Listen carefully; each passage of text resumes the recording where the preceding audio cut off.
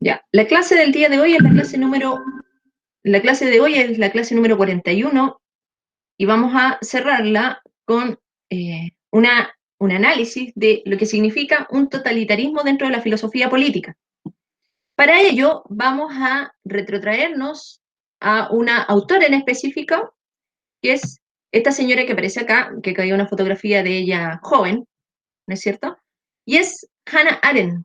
Hannah Arendt es una filósofa, ¿no es cierto?, de ascendencia judía alemana, y es reconocida como una de las personalidades más influyentes del siglo XX. Existió entre 1906 y 1975. Ese fue su periodo de existencia, en el cual fue, ¿no es cierto?, considerada una personalidad en el plano de la política.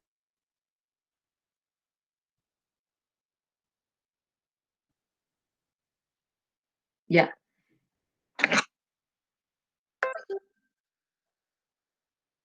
Hannah Arendt vivió muy de cerca esto de los totalitarismos porque cuando empezó la Alemania nazi, ella estaba, ¿no es cierto?, ella vivía en Alemania y fue incluso detenida en el régimen nazi, por lo cual, y tuvo suerte por lo demás, después de un tiempo que estuvo detenida, pudo escapar, se le quitó la nacionalidad, pero pudo escapar hacia los Estados Unidos, allá se nacionalizó, ¿no es cierto?, y finalmente falleció en ese país. Pero como tuvo esa experiencia tan cercana a lo que significa un totalitarismo, ¿no es cierto?, escribió un libro muy reconocido dentro de la estructura, dentro de la ciencia política y filosofía política, que son los orígenes del totalitarismo, porque ella, en cierta medida, establece ciertas como características que tienen estas formas políticas de implantarse respecto a otro tipo de formas que podrían ser consideradas, por ejemplo, como autoritarias o dictatoriales. ¿Qué es lo que nos dice la señora Hannah Arendt? ¿O cómo define ella los totalitarismos? Dice acá, el totalitarismo es una nueva forma de gobierno que difiere sustancialmente de otras formas de gobierno como las tiranías o las dictaduras, principalmente por la forma particular en que utilizan el terror, surgiendo en el siglo XX. Entonces, Hannah Arendt hace, ¿no es cierto?, una distinción con lo que podría ser otro tipo de régimen, ¿no es cierto?, en el cual hay un grado de autoritarismo respecto al totalitarismo. ¿Por qué? Porque dice que el totalitarismo se caracteriza por la implantación del terror. Eso es como lo esencial de este régimen. El terror, ¿no es cierto?, es como la característica medular que lo define respecto a otros regímenes, como podría ser la dictadura, ¿no es cierto?, o una tiranía. De hecho, la palabra tiranía, y esto es como una referencia histórica, la palabra tiranía antiguamente, por ejemplo, en Grecia, el tirano era un buen gobernador, porque era autoritario, ¿no es cierto?, porque mantenía las cosas en orden, no era considerado, por ejemplo, como se establece en la actualidad, como alguien, ¿no es cierto?, que no permite libertades dentro de la ciudadanía. Para ellos, un tirano era alguien que lo estaba haciendo muy bien. Pero vuelvo a repetir, entonces, hay que entender la distinción del totalitarismo respecto a otros regímenes que pueden tener características similares, primeramente como un régimen que implanta el terror dentro de el lugar en el cual se implanta, dentro de los ciudadanos y el lugar en el que se implanta.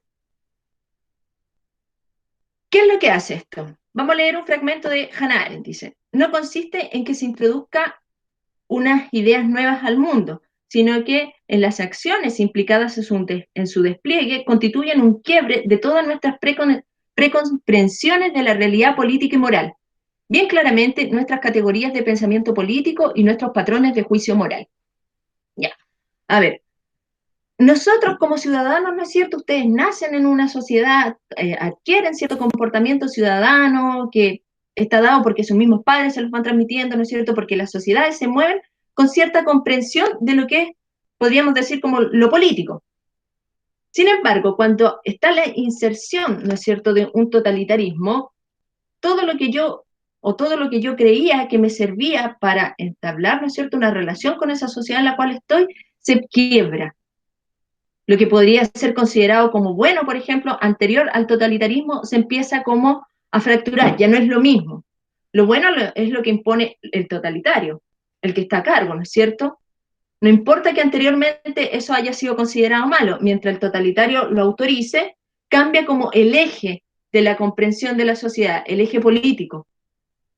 Acá les puse una foto de este señor, Kim Jong-un, ¿no es cierto?, que es el ultra mega líder supremo de Corea del Norte, ¿no es cierto? Vimos un poquito, cuando vimos el comunismo, cómo viven esas personas. Si uno, por ejemplo, se da el tiempo de buscar en Internet personas que hayan logrado escapar de Corea, del Norte, perdón, se van a dar cuenta que lo que más recalcan es como el terror que sienten las personas de ser detenidas o de que sean como descubiertas manteniendo una conducta contraria al régimen, porque las sanciones que se dan son sumamente fuertes.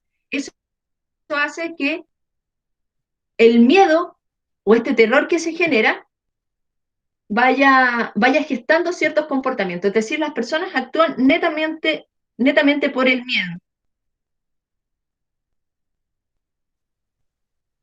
Hasta acá. ¿Preguntas?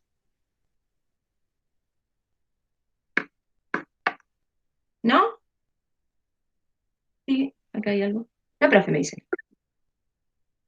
Ya. Miren, lo que tiene que quedar sumamente claro, chiquillos, es que para Hannah Arendt, que es la que empieza, ¿no es cierto?, a hacer este análisis político del totalitarismo, el totalitarismo se distingue de cualquier otra forma de gobierno autoritario por una característica que es medular, que es la inserción del miedo dentro de la sociedad a los individuos, y que estos individuos, movidos por este terror, ¿no es cierto?, empiezan a actuar y a preconcebir la realidad de otra manera. Y eso es lo que vamos a entender también como enajenación, que es una palabra que la revisamos un poquito cuando hablamos de comunismo, que Marx decía que el hombre estaba enajenado por diferentes factores, pero la enajenación también se puede extrapolar y entenderla cuando el hombre en cierta medida ya empieza a quedar ajeno a sí mismo y empieza a entender o empieza a regirse por cosas que en el fondo no son las propias, y en este caso sería la ideología. Acá hay unas imágenes, por ejemplo, que rescaté de lo que fue Auschwitz. Si no me equivoco, Auschwitz fue como el campo de concentración más grande que tuvo, ¿no es cierto?, la Alemania nazi, me corrí, la Alemania nazi, en la cual se encerraba y se mataba a los judíos porque Hitler tenía la idea de que tenía que limpiar a toda Alemania de esta raza y en general a toda Europa, y esta fue una idea que echó a correr desde 1933 en adelante. Entonces, si no, mal no recuerdo, las estadísticas hablan que fueron entre 4 y 6 millones de judíos los que murieron en ese periodo. Millones, no es menor. Entonces, el terror, ¿no es cierto?, dice ahí, es el instrumento realizado por el realizador de la ideología. ¿Cuál era la ideología nazi en este caso? ¿No es cierto? Era la supremacía de una raza superior. ¿Qué es lo que estableció Hitler? Lo que yo les decía el otro día. Más allá de ser un régimen fascista, con lo que habíamos entendido por fascismo, él implantó una idea, ¿no es cierto?, que era su idea rectora, que el pueblo alemán era un pueblo superior, un pueblo, ¿no es cierto?, elegido, que la raza aria era la raza, ¿no es cierto?, destinada a ser la mejor, la raza pura. Y así se enfrascó en, ¿cómo se llama esto? En proyectos eugenésicos que eran la mejora de la especie, ¿no es cierto? Y en este tipo de cosas que consistían en aniquilar lo que para ellos echaban a perder la raza, que eran los judíos. Ahora, la ideología, que era esta idea de tener, ¿no es cierto?, o de ser un pueblo elegido, ¿cómo se llevó a cabo? A través, ¿no es cierto?, de la limpieza, que fue eliminar a todos los judíos que pudiesen haber en Alemania. Y esa metodología se llevó a través del terror, ¿no es cierto? Ahora, una ideología, para que lo entiendan de esta manera, es un programa de pensamiento, ¿no es cierto?, que en el fondo está diseñado para que el individuo entienda la realidad de esa manera. No caben como otras formas ajenas a la ideología. La ideología es como un programa en el cual usted tiene que pensar de determinada manera. Es como que usted le dicen, esta es la forma en que tiene que pensar, no hay otra, no se puede mover de otra. Si usted se mueve de otra manera, ¿no es cierto?, va a ser tomado por el régimen como un traidor, como cualquier cosa, ¿no es cierto?, va a ser encarcelado o bien va a ser fusilado. La ideología siempre trata de establecer, ¿no es cierto?, una forma de pensar determinada.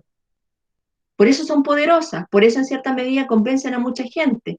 Los individuos particulares dejan, como entre comillas, de tener esa calidad o esa cualidad de tal y pasan a ser como parte de un colectivo que obedece una forma de pensar. Y eso es la ideología. Acá hay otro ejemplo, que es el de Rusia, la Rusia de Stalin. Hannah Arendt, chuta, Hannah Arendt, cuando analiza los totalitarismos, toma estos dos ejemplos. Toma el comunismo de la Rusia de Stalin y toma también, obviamente, el nazismo en el cual ella estuvo o lo padeció. ¿Qué pasa con Stalin? Bueno, el comunismo para ella también es una forma ideológica totalitaria. Ya lo vamos a ver por qué. Pero en cierta medida también, ¿no es cierto?, el comunismo, y especialmente en el régimen de Stalin, hubo muchos, muchos muertos, en los cuales se dieron atrocidades que fueron, podríamos decir, muy cruentas y que estaban en conocimiento de la persona que estaba en el cargo en ese minuto, que era Stalin. Lo mismo pasó con Mao, por ejemplo.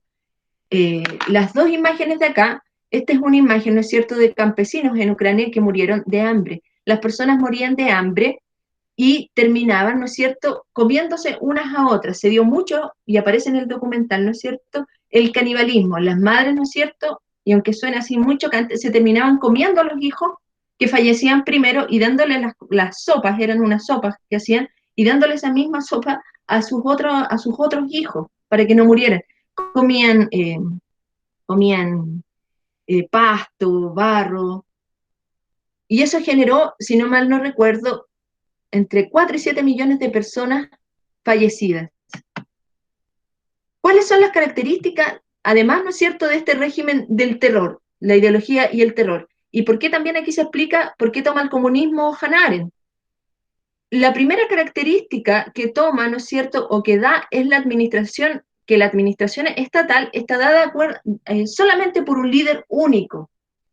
Y este jefe supremo, ¿no es cierto?, es la personalización del poder. O sea, él es como la autoridad prácticamente divina que rige el Estado y que rige la ideología. Él es el que en cierta medida tiene la verdad dentro de sí y puede interpretar la ideología de la mejor manera. Él es como el que decide en el minuto, ¿no es cierto?, qué es lo correcto y qué es lo incorrecto. Por otra parte, el terror, ¿no es cierto?, lo establece este líder a través de la formación, podríamos llamarlo, de una policía secreta.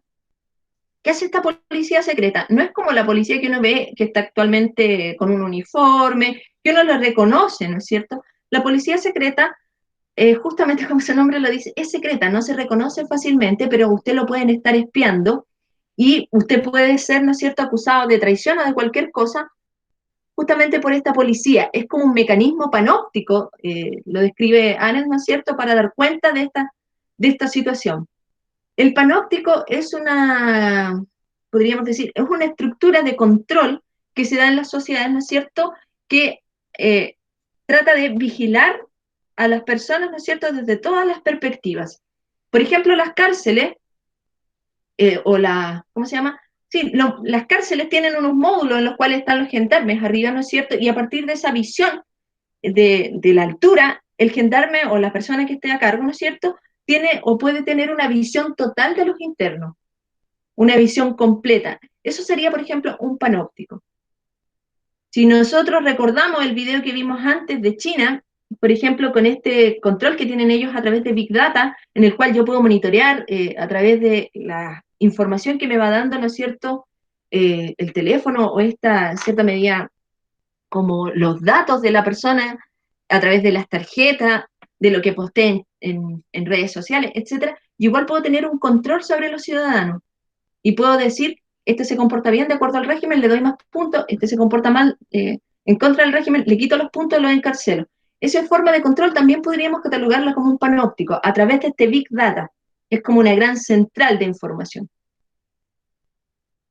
Y lo otro que es referente, ¿no es cierto?, dentro de los totalitarismos que Hannah Arendt destaca, es la existencia siempre de un partido único. Los partidos únicos, ¿qué es lo que hacen, no es cierto? Seguir entregando la ideología y lo que se denomina habitualmente, ¿no es cierto?, haciendo propaganda y adoctrinando a las personas. Eso es lo que hace la idea del partido único. Los totalitarismos se convierten a través de las ideologías como en estos sistemas políticos prácticamente equivalentes a lo que podría generar una religión, un cierto grado de deidad.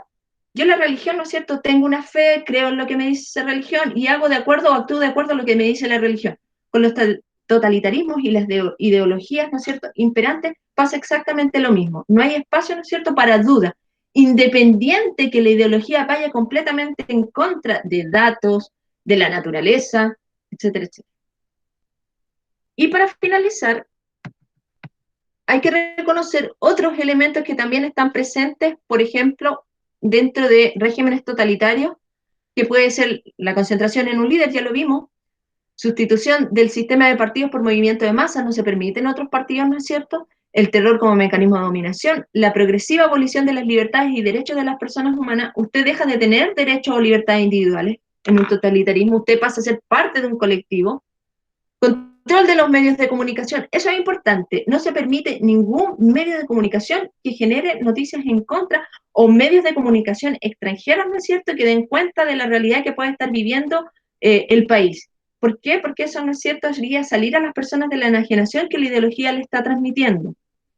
Vuelvo a remitirme al ejemplo de Kim Jong-un. Allá, por ejemplo, en Corea no entra nada de propaganda del mundo exterior. Es un país sumamente aislado. De hecho, ni siquiera tienen como eh, conexiones a Internet. La gente está totalmente inserta en el país en el cual está viviendo o en la ciudad en la cual está. Uso de la propaganda y el sistema educativo para adoctrinar, y eso se puede ver, por ejemplo, hay como se construyen monumentos a los líderes, al líder totalitario, ¿no es cierto? Están los, ¿cómo se podría llamar? Como estos pendones gigantes con la cara del líder, prácticamente, como les vuelvo a repetir, como si fuese una especie de deidad, como si hubiese que rendirle un grado de como de pleitesía a la persona que está a cargo. Y finalmente, supervisión centralizada de la economía, eso ya lo revisamos, y la utilización del derecho a través de la manipulación de la legalidad con el propósito de lograr sus objetivos. Generalmente el totalitario puede que llegue al poder a través de una votación, que haya parlamento todavía, pero él se va a encargar de, a través de su poder adquirido, ¿no es cierto?, eliminar todo lo que a él le genere cierta situación de conflicto, todo lo que pueda hacer oposición. Él va a manipular la legalidad a su favor. Por ejemplo, si el periodo presidencial dice que son 3 años, él lo va a abolir y va a poner, ¿no es cierto?, que tenga que haber reelección constantemente o se puede haber reelección o que se alargue el periodo de gobierno, qué sé yo. Un montón de factores que el totalitario puede, en cierta medida, manipular. Preguntas. Hasta ahí Hannah Arendt. Ese es el totalitarismo. La diferencia con una dictadura, por ejemplo, que si bien las dictaduras también hay como varios factores que son muy en común, la dictadura dentro de todo se la tiende a ver, o la diferencia que tiene es que la figura del líder no es tan potente. La figura del líder no se expresa, por ejemplo, como de una forma prácticamente científica, sino que es simplemente una persona que está al cargo y que está estableciendo un orden en ese momento autoritario y dictatorial. Aquí tengo una pregunta. ¿Cómo se llamaba En Rusia era la KGB, había tenido nombres anteriores, no los recuerdo en este minuto, pero en Rusia era la KGB de la Unión Soviética y en Alemania era la Gestapo, la Gestapo. Acá en Chile, por ejemplo, cuando fue la dictadura de Pinochet, ¿alguien sabe cómo se llamaba la policía secreta? La que estaba a cargo, por ejemplo, como de descubrir las personas que estaban conspirando contra el régimen. ¿Alguien sabe? Sí, Latina. Bien, Diego. Más preguntas. Los totalitarismos tienen ese problema, no es que problema, es como lo aberrante de lo que pueden llegar a ser. Y las ideologías, cuando se convierten en totalitarias, es porque no permiten ninguna forma de pensamiento externa a lo que ellos en cierta medida profesan. Vamos a dejar de grabar.